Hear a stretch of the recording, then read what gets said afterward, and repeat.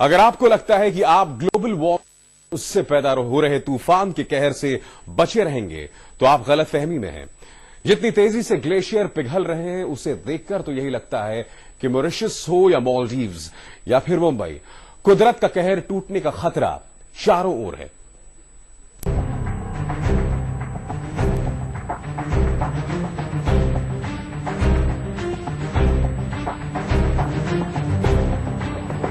इस समय हम ग्रीनलैंड में आर्कटिक आइस शीट पर खड़े हैं। ये दुनिया की सबसे ठंडी जगहों में से एक है। यहाँ पर वैज्ञानिक एक बड़ा परीक्षण भी कर रहे हैं।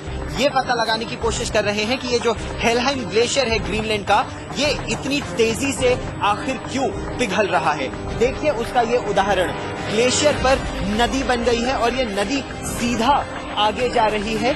ये पानी समुद्र में मिल रहा है और ये बहुत बड़ी चिंता का विषय इसलिए है क्योंकि इससे समुद्र का जल स्तर बढ़ रहा है।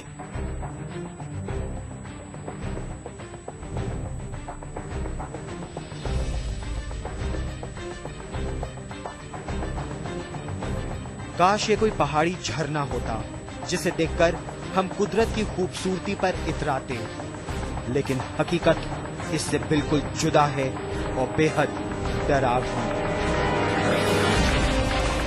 आर्कटिक से पैदा होने वाले खतरे के बारे में हमने जितना सुना पढ़ा था, यहाँ आकर जब देखा तो कलेजा मुंह को आ गया।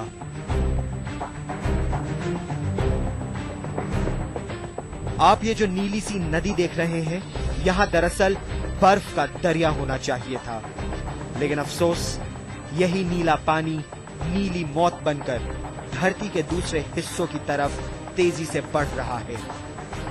पिघलते हुए ग्लेशियरों का पानी आर्कटिक से निकलकर दुनिया के 2/3 हिस्से में फैले महासागरों में मिल रहा है और महासागरों के जल स्तर को और ज्यादा बढ़ा रहा है।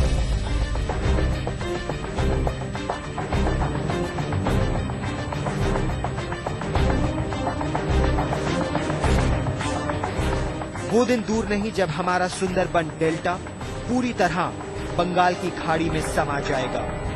किनारे पर बसे कई इलाकों को निगल जाएगा समंदर का यही पानी, और फिर यही बढ़ता हुआ पानी अरब सागर में भी सैलाब ले आएगा और हमारी मुंबई के निचले इलाके डूब जाएंगे। वैज्ञानिकों का अनुमान है कि जिस रोज समंदर का पानी मौजूदा स्तर से 1 मीटर तक ऊंचा उठेगा तो दुनिया के कई शहरों का नामो निशान मिट जाएगा। असर हर ओर होगा, चाहे वो अमेरिका का न्यूयॉर्क हो, ऑस्ट्रेलिया का सिडनी या फिर लंदन।